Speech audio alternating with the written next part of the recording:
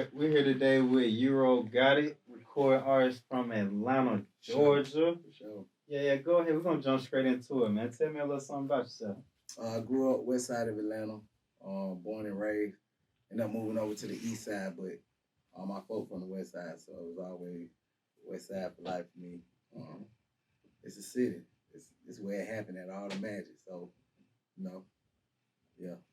You always inspired to be an artist? Always. I grew up in the church and all, but I always had that rapper mentality, even though I never seen rappers for real. I wasn't exposed to it. It was just somewhere embedded in my brain already. But you know what I'm saying? Like, yeah, I wouldn't even say a rapper because I don't really view myself more as a rapper and just like as a public figure, more for the community. Yeah. Okay. This was up. For sure. Okay. Tell me something about your background, like your parents and your siblings and anything. Yeah. Oldest of 10 kids, same mom and dad. So it's like I always held the weight. I always had the responsibility to be the big brother. You know what I'm saying? Be the leader. Everything fell back on me. And grew up with my parents both. Shout out to my pop, you know what I'm saying, being in my life, helping me keep my head straight and stuff like that. So, yeah. Okay. That's big. For That's big. For sure. That's big. All in the same household? All that, yeah. Okay, cool. You have any kids? Yeah. I got a ton of kids. I got 6. God damn. Yeah. Okay. I have one on the way. Damn. Yeah. Apart from all about it. I love it though. Okay. I love it though. You know what I'm saying? Take care of my kids, like everything. You know what I'm saying? Yes, sir. Yeah. Yes, sir. They all by the same woman? You know, hey, I hate to say, that part of me, I'm a black man, I'm a rapper, man. Yes, you know what I'm saying? Understood. But I take care of all mine. That's all that matters. We don't got no fallouts, ain't no issues, you know. Mm-hmm. Yeah. Okay, that's what's up, man. That's what's up. So what age did you officially start becoming an artist or a public figure? I want to say, honestly, probably around like 16 at that time. I would kind of call it poetry because, again, being that I was still under the roof of my family, it was like, you don't never want to disappoint your mom. So I never wanted to, she's so church driven that it's kind of like, I knew that I wanted to rap, but I had to cover and say I wanted to do poetry. It wasn't until it was like when I got out the house and I really started like jumping in the street for real that it was just like, all right, fuck it, this is what it is. Ain't no poetry no more, nigga. This shit on beat, this shit on wax, we rapping. So yeah, around like 17, going into 18, and when it really just like, I heard myself for the first time and was like, yeah, I can do this shit. I can fuck with this. Mm-hmm. Yeah. Okay, you remember recording your first song? Yeah, you know what? I think it is. I think it was this song called "And You Know That." It was around the time like I think LA and J Money, shout out them boys in the city. I think it was around the time like that futuristic wave or something like that. And it was like, yeah, I ain't gonna care. I thought I had one on my hand. You know what I'm saying? First song, but it was enough motivation for me to tell me like, yeah, you do something. Yeah. Okay, this is up. You said jumping in the street. What made you jump in the street? Coming from a solid foundation. Wanting to be a man, like I feel like that mentality of being a man, you can't ask your parents for shit. And I think like I wasn't really taught the business etiquette of how to run a business. I got a job, but everybody know you put in a whole bunch of hours for a day worth of a check. So it's like you resort to the one thing that helped you the most because it's like it ain't like I was born in money. I ain't come from money. So as a man, I just thought I did what I dipped and dabbed in what I thought wasn't gonna lead up to a big thing. But that's how it always started. It's almost like the streets is a crumb. You eat from, everybody got the same story, starting off with weed, and then it lead to something else, and then it lead to something else. And next thing you know, you sitting there fighting for your life, locked up. And that's pretty much like me trying to find my own source of income to provide for myself, trying to buy clothes to keep up with what's going on, and mainly pay for studio time. That was the most important thing for me, is like focus on my career. But it was like that money was coming so slow from working a 9 to 5 that, I had to do what I had to do to make ends meet so I can get in there. Yeah. Okay. How did you start off getting in the streets, if you don't mind me asking? Like, what were some of the first things you Weed. Definitely, I never forget it. I got jeweled on my first ounce. I bought my first ounce because I ain't really know. I wasn't no smoker. I wasn't never no smoker or no drinker. And so it was like, I just knew I was seeing niggas making money off that shit, and I was like, shit. And then it was crazy how like, even when I had the ounce, I broke it down, shit gone the first day, and the shit was gone like about like an hour or so.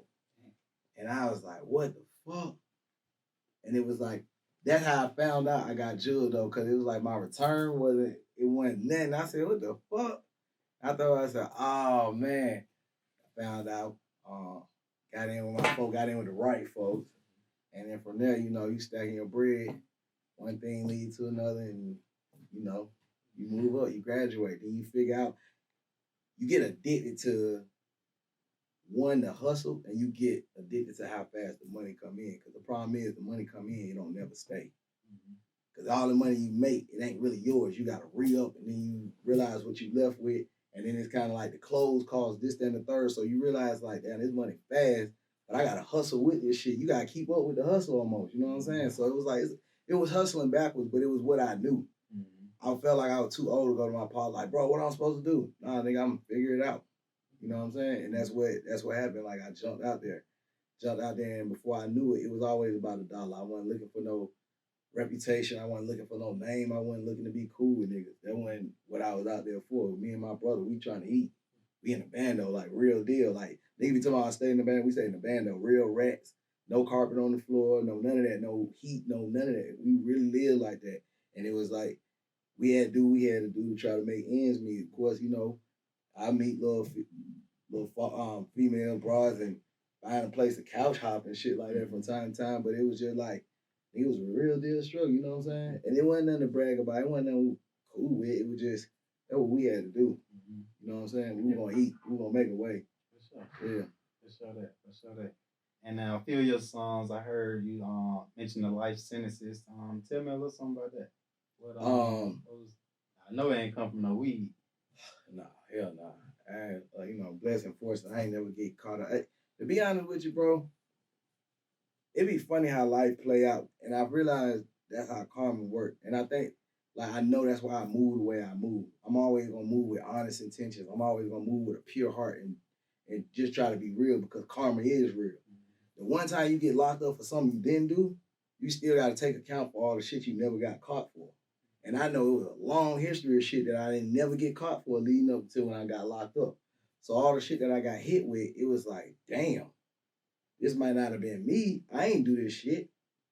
I ain't snitching. I ain't telling on nobody. But still, it's like, it's fucked up. I'm in this situation. I ain't did this shit. But I was like, but you know the shit you did prior to. And this shit catching up to you now. So by the grace of God, I had to realize, without me writing a statement, never told on nobody, never wrote nothing or nothing. My name ain't on no paper, no nothing. When I got out, I said, it's God giving you a second chance.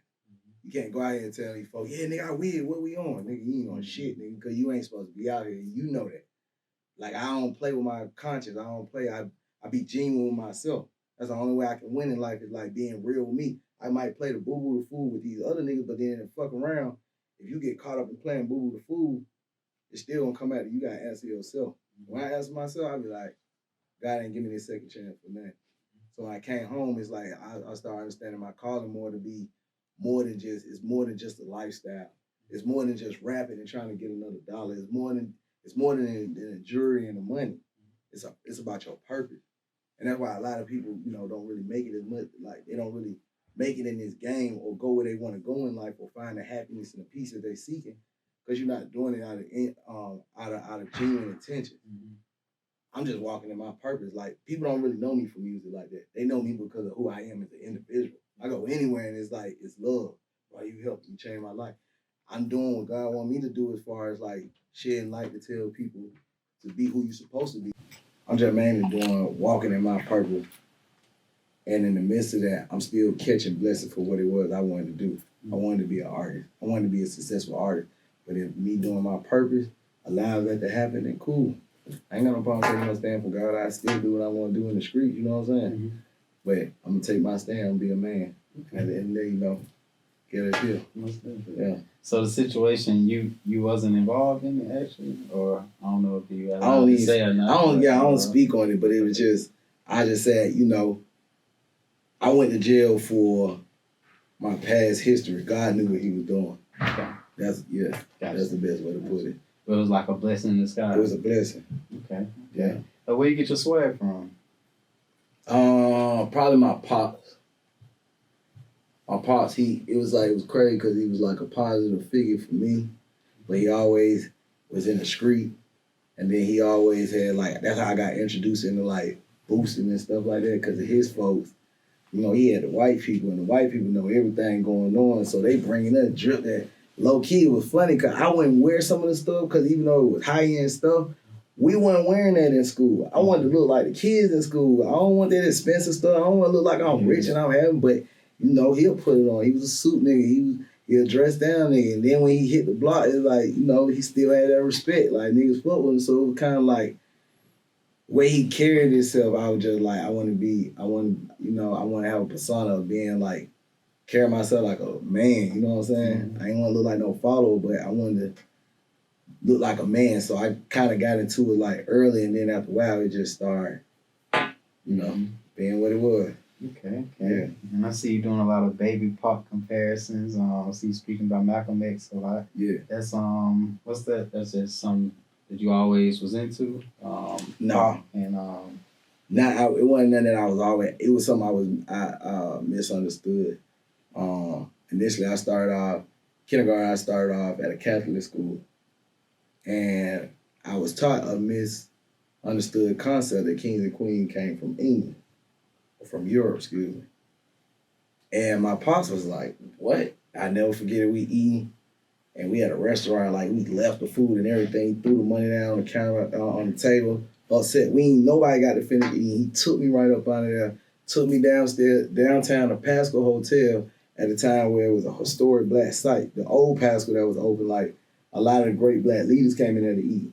Sat me down in front of I don't remember if it was the owner or the manager at that time, but I was young as hell. And bro just started teaching me. And even though it's like I grew up Christian, I respected a lot of beliefs and teachings from like Farrakhan. I listened to Malcolm X, and it was just kind of something I wasn't used to hearing, but it was empowering. And I was just like, dang.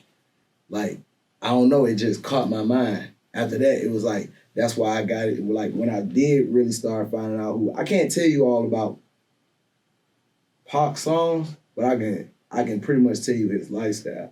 And I feel like sometimes it's kind of like, that's why I be so unapologetic about a lot of things. I probably don't deliver it in the right manner, but I'm very unapologetic because I stand on what I stand on. I stand on truth, I stand on, and if I'm wrong, I stand to be corrected. I'm cool with that. It ain't gonna make me no less of a man. So it's just like, understanding the mistakes that the great leaders made and trying to figure out how to capitalize and incorporate and seeing that that's a part of who I am, that's what made me be like, I have to pay attention to who I become so I don't fall into the flaws or the mistakes and do the things that Pop did. That was a mistake. You know what I'm saying? And that's what made me just be like, I just look at people who had that mindset to be a leader, not a follower. And try to incorporate it in myself to see if that's what fits with me, who I am. Okay. Yeah. That's what's up. That's what's up. And you start off ghostwriting or okay. Who you started going ghostwriting for?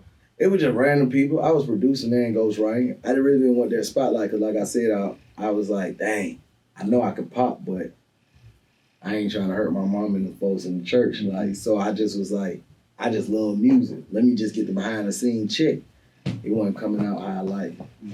I had to take my own. Matter of fact, it was crazy because my boy, I was locked up when they was telling like, bro, you sit there talking about you writing, you need to start doing this yourself. And then when I was like, yeah, I'm gonna do it myself. And yeah. Shoot, when you got locked up, your folks knew what it was. Yeah, I ain't gonna lie. It'd be crazy the support and love you get when you locked up. Yeah. For sure. So in 2018 you dropped Posse. That's your so far still your biggest song so far? So far, yeah. Okay. How did that come together? It came together like I was just. Posse came together really. It was just like, I like to say everything really happened by the grace of God. You know what I'm saying? It didn't have the success that I was looking for, but everything ain't meant to have your success story added to it. Mm-hmm. So to be honest with you, I could say it came about because it was supposed to be a play. It was supposed to be a play to help another situation. Not necessarily me, but the fact that God do certain things that he just makes certain things available to you and show you like, you know, you capable of doing it. So how it came about, I can really just tell you God. I don't really know anything. Like, it was God. What you mean by it was a play for somebody else at first? I think it was a play set up for something else to happen. It wasn't, you know, we think certain things that happen is for our benefit. And it don't always be for your benefit. You just respect it and keep it moving when you find out you don't hold on to it. So it was kind of like, you know, looking at it to be a situation to catapult my situation. That might have been what happened, but I learned from it. I was grateful for it. But at the end of the day, babe, I love that nigga, Lil Baby. Real nigga, solid. I fuck with him. You reached out to Lil Baby. How did you get him on a song? No, it was actually put together by the label I was formerly with. Okay. Yeah. And we're gonna get into that in a little bit. For sure. But what okay, so that's the song that got you signed, in a sense? No. Oh, yeah. I actually got signed because I was producing. Oh, okay. I was producer. A dude that got signed, I produced his song and I featured on it. And it was like, they were just like, damn, this nigga is. Heard a couple more songs. I was like, oh man, this nigga hard. And then, you know, yeah. Whose song you produced? Or what song was it? It was a song called Wavy. Okay. Yeah. Okay. And you hopped on that one too? Yeah. Okay. For sure. So before you got signed, you was already putting out mixtapes? I was too busy stuck on the business side of trying to figure out. I didn't want to just be dropping stuff and not know how to build a fan base. So I had one single I ran with, and I just ran around the city until people knew me for that. And then after that, it was kind of like, all right, cool. They know me for this single. I don't need to keep just doing this same thing. I'm not getting nowhere else. And I moved up to start going to networking events, try to, you know, like just get in contact with certain people and stuff like that. And it's just like from there, like I said, just having good intentions, like God just made things, he just opened certain doors. It don't never work on how you plan for it to work, but it worked though. You know what I mean? Mm-hmm. And you produce Posse? No. Okay. I ain't produced it. Okay. All right, cool. How important do you think marketing is? Marketing is everything. It wasn't until I did a song with Lil Baby that I found out dang near everybody had a song with Lil Baby and I didn't know it. But it was the marketing aspect of it that was so important. Marketing is really what helps to break an artist. It was just, I don't know. Marketing is everything. I can tell you that. Marketing definitely everything. Mm-hmm. Yeah. Spending money, do you think you have to spend money or you think connections will get you further? It's both, to be honest. You can spend money, but if you don't have the respect or if you don't have a connection, sometimes people ain't gonna value their dollar as the same because the people who you make the connections with, sometimes they already in the bracket that your bread don't really mean nothing. But at the same time, understanding that this is business, you would never get nowhere thinking you can make money without, you know what I'm saying, spending money. You got to spend money. You feel what I'm saying? Even if they show love, whatever. So it's they both coincide. They go hand in hand. Mm-hmm. Around how much would you say you put up to initially start and start getting a buzz? I ain't gonna lie. It wasn't a lot of money because I was super independent and I didn't have nothing. But every time I made something, I always put it into what I was trying to do. So it was like I didn't have much, but I always come up with my own kind of marketing strategies to figure out. I buy stickers and stuff, like stickers on my face, just so I could just put them up everywhere, like it would just be there. I pay for showcases. And it's like certain things that don't seem like, it might not seem like it's a lot of money, but it's about like what you putting into it. just waiting to God, just see if you gonna really put your all into it. I gave everything I had. I ain't really had much, but what I did have, I put into what I wanted to do. You know what I'm saying? Mm-hmm. Okay. Okay. All right. So you independent, right? Yeah. Okay. So how long you been independent? I always been independent, but I was under an independent label at the time. But now I'm solely independent. What you mean? Like it's just you was under an independent label, but you're still independent. Yeah, because it's like you until you sign to a major, you still quote unquote independent. Okay. Like, because the label itself is independent. So I wasn't solely independent only because I was under management of a label at that time. Okay. But now I'm completely independent. Okay. Like, I got my own team, my own, yeah. Okay. And that's a deal. You had to buy your way out of the country, or is it God? Okay. I'm telling you, God, that way you got paying attention, bro. I'm telling you, like, that's the answer to everything. God and your faith, like, it ain't about you having a perfect way to execute a plan.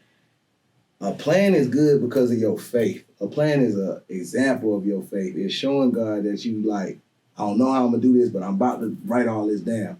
And it's like God just sit back and watch and be like, okay, you really going to try to go through with this? All right, I'm just going to make a way for you. Intention, pure intention, a good heart, and faith. Come up with a plan, and it never worked out your way, but it's going to work. That's how everything come about. Definitely. Okay. You plan on signing to another label, or you gonna go the independent route? Because signing a label do have its benefits. Yeah, of course. Of course. You have to understand, like, when you understand the business, you can't just take people's word. Man, we ain't never signed it. It don't make sense to not sign if you don't have a budget behind you. If you don't have the connection that the label have, you don't have the bread that they have you got to understand what to do with what comes with the label. But a lot of people have to also understand it don't stop at the label. They're not gonna just work for you. They're willing to take a chance of giving you an advance in return of making their money back because it's business. Mm-hmm. And I think a lot of people don't go into business with the knowledge of understanding what they signing up for. It's just more so, I'm gonna take bro route because bro said to do it this way. But it's like, what work for brother might not work for you. And then it's just, like, I don't know. I ain't gonna lie, like, I'm not in a bad situation right now to where I need to go holler at a label. If the opportunity presents itself and I feel compelled to see what they're talking about, then yeah, I'll probably see what's up with the situation. But right now, that ain't really my focus. I'm just trying to build my fan base. Okay. Yeah. I gotcha. And the last project you put out, was that you put that out independently, or that was through the label? That was through the label. Okay. Yeah. Okay. Gotcha. Okay. So I did talk about the elephant in the room. What exactly happened with you and your label? Was it a situation where just a disagreement with the music being put out, or just like what exactly happened? I remember 3 or 4 years ago, y'all was tight knit. I remember y'all. That's how I ain't gonna lie to you, bro. Business just get kind of crazy, and at the end of the day, it was a personal thing between me and it was business. But the business just wasn't done right with one individual. It wasn't the label as an entity. It wasn't the staff. It wasn't the artist. I don't involve nobody else outside one individual. Like I said, me being the type of person, and what I had to learn from this situation was, you can't expect everybody to be you. You can't think just because I got a good heart, these are people with other intention. I'm actually thankful that I'm going through what I'm going through at the current moment, because it's kind of like, who knows what would have happened further on down the road if I wasn't prepared to handle it now. You got to expect people to be against you. You got to expect people not to rock with you. You got to expect people not to understand. That's not the bigger picture. The bigger picture is like, bro, you know what your intentions are. You know what your heart is. Keep it right with God. And everything, and I learned from my mistakes. Everything ain't meant to be addressed. You know what I'm saying? Sometimes you just got to keep it like, you just got to keep it between you and God. Ask God to handle the situation. You know what I mean? It's like, I know the outcome is going to be the way it's supposed to, but again, it's between me and another individual. That's all I can really tell you. Like, when business not right, that's it. Mm-hmm. I stand on business. I stand on what's right, but, I leave it to God. Mm-hmm. It was like a paperwork situation, or? It's just learning the game. I ain't going to lie to you. It's like, when you come in the game as an artist, the easiest artist to work with be the ones who not willing to try to learn the game. Definitely. Because you're allowing people to do whatever and you willing to accept. I'm a student of the game. I'm going to stand on what's right. And if I know I'm supposed to learn the game, I'm not going to be in this game 5, 10 years, 20 years, 30 years, however long God allowed me to be in the game, and just be sitting there expecting somebody to tell me what to do. We don't do that. We figure out, okay, cool. And why we doing this? Why we ain't doing that? Nah, and that's all it comes down to. So. I have 1 or 2 more questions. Right? Is this a situation where you feel like just you may have didn't read the paperwork maybe all the way through? Or No, it's just it ain't even that. Again, it's just one individual selling out different like men, that's all. Like it ain't I ain't going, it ain't even nothing to be blown up into which it comes. It's just what right is right. Gotta go stand on what's right, and that's it. Like I know who I am. I don't take from nobody. I ain't never trying to steal. I ain't never getting over on nobody. I ain't mad at who pocket bigger than mine. I don't do that. We take care of our own. We do what's right. And when you violate that, then we stand on that. That's it. It ain't nothing else. We don't care nothing about that. We just standing for right. We check each other. Me and my partner, we check each other. When I'm wrong, the nigga call, hey, bro, it's love. That's what you do. You know what I'm saying? So it's like, I just stand on what's right. If it ain't right, my nigga, you gotta answer to it. That's it. Okay. Yeah. Gotcha. Okay. So what's new? What do you have planned for the rest of the year? It's a lie. I ain't gonna lie. I can't see, because it's the first interview that I'm doing with everything transpiring, I can't speak on it because you could just say, I did the first interview for all this stuff happened. I do have a Boosie movie coming out September 24th. I'm in that. Okay. So yeah, I can speak on that, let you know. Definitely got that going on, but it's some stuff in the works. Okay. Yeah. How that come along with you and Boosie? Man, Boosie got the crazy part about it, for this to be the type of industry it is, but I done ran into so many like genuine, heartfelt people who just rock. It was just like me and Boosie was already cool prior to. And it was like, I want to say, you know what? Boosie knew who I was, and I wasn't expecting Boosie to know who I was. And it was crazy because I was telling, I never forget when I said, damn, boy. I said, nigga, you know how many licks we hit off your shit, nigga? How we just used to ride around, nigga. But that Boosie come on, it might be a random night. We hit, what you trying to do? But I'm trying to eat. I'm like, boy, you. So it was crazy. Like Boosie a real one. He'll invite me to his house. Whatever he got going on, it ain't never like he don't never act like he don't know nothing. He was like, "But I got a movie I'm shooting, but I want you to be in it." I'm thinking, "Oh bullshit." Then his folks hit me like, "Man, Boosie, here go the location we had Boosie." I was like, "Oh shit!" Like, yeah, like that's my nigga, bro. I love Boosie, man. A lot of respect for him. Is there any music in the works with him? Possible. I mean, we ain't really discussed it. You know what I'm saying? But hopefully so. It'll be iconic to have something with Boosie. Mm-hmm. Yeah. Definitely. So, what's your thoughts on your former label mate, Fujiano, and the situation he's in currently? I can't speak on people's situation. At the end of the day, I love Fujiano. You know, I don't know what's going on. You know, that between him and God. I don't know. I can't speak on another man's situation, but I know when it comes to me, I love Fujiano. Mm-hmm. You know what I'm saying? Like, he'll stand up guy in my eyes. I ain't never had nothing bad to say for him. I love him and I wish him the best, really. Do you have any words being an artist? It seems like it's really, seems like they're kind of picking on y'all right now. Yeah, you know, you always expect it to be, I ain't gonna say you expect, sometimes you be one to throw that haymaker that you think just gonna end the whole situation, and it don't go like that. But again, it's a learning process for me. I address some things, not everything, but I address certain things I just felt wasn't right. You know, the counter might not have been always correct as far as the response, but that's neither here nor there. I can't, it is what it is. Like in due time, one thing you can't do, man, the truth gonna prevail itself every time. The truth gonna reveal itself every time. So it's like, at no point, like I'm glad that I got a strong team and a strong backing, and my girl behind me, my partners behind me, and they all positive minded to say, "What are you doing, bro?" They check me all the time. I get chastised all the time. Like, bro, you got to stop being so emotional because a lot of people misconstrue passion for rage. They think you angry, they think you mad, they think this and the third, but they don't understand what all has been put into it for you to feel. I'm human. I'm emotional, but I'm not supposed to act out of my emotion. But I'm only acting that way because I care so much. And that's what, if you don't know me, you can easily misconstrue that as a rapper being mad about something. That ain't that at all. But it's, you know. Also, they checked you about some of the stuff you was doing on Instagram? For my family? Yeah. All the time. Okay.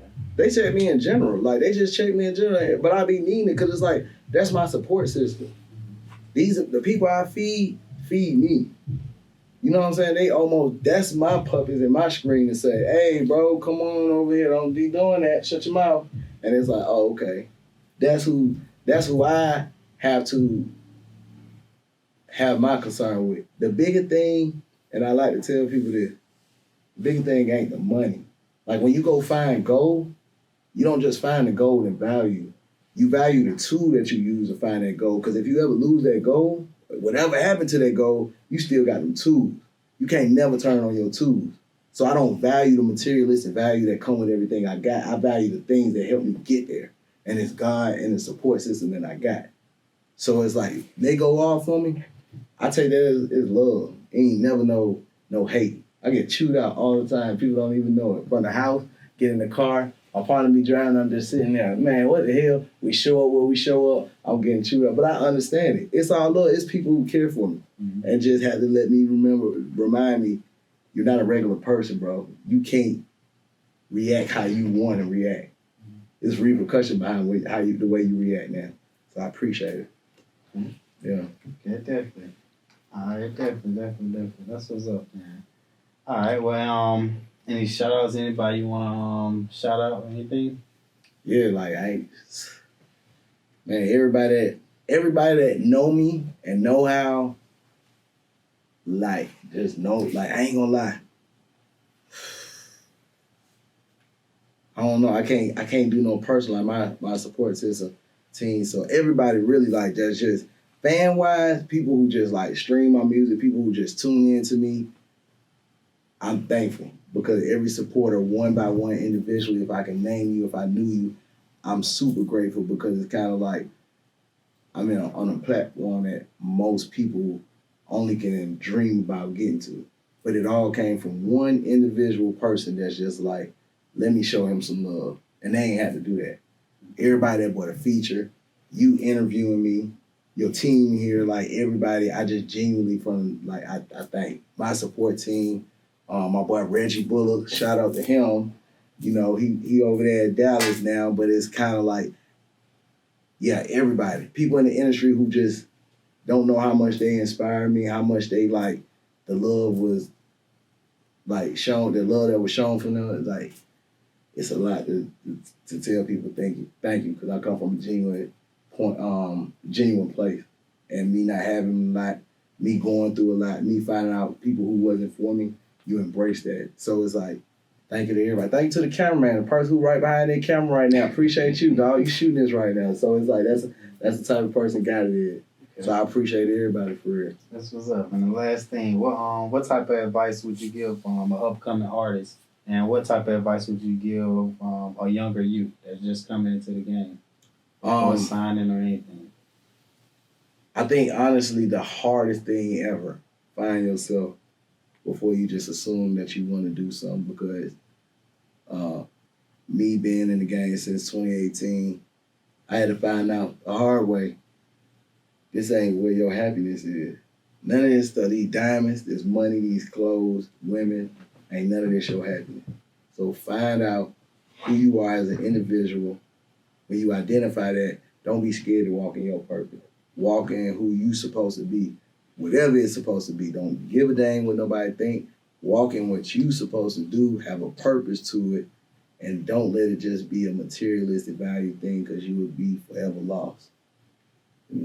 You're like, when you find happiness, that's the key to life. Happiness is truly the key to life. When you're happy, can't nobody take that away. So, yeah. Yes, sir. We're going to wrap it up right there. For sure. Appreciate it, Euro. For sure. Appreciate you, man. Always.